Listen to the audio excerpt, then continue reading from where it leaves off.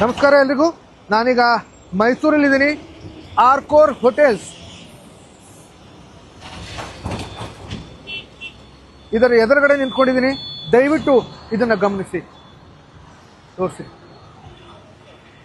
ನಮಸ್ತೆ ನಮಸ್ತೆ, ಇಲ್ಲಿ ಬನ್ನಿ.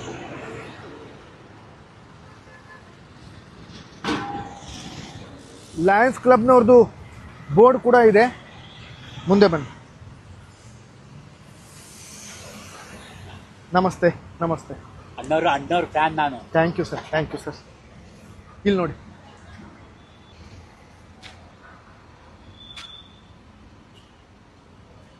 ದಾರಿ ಉದ್ದಕ್ಕೂ ಹೀಗೆ ಇದೆ.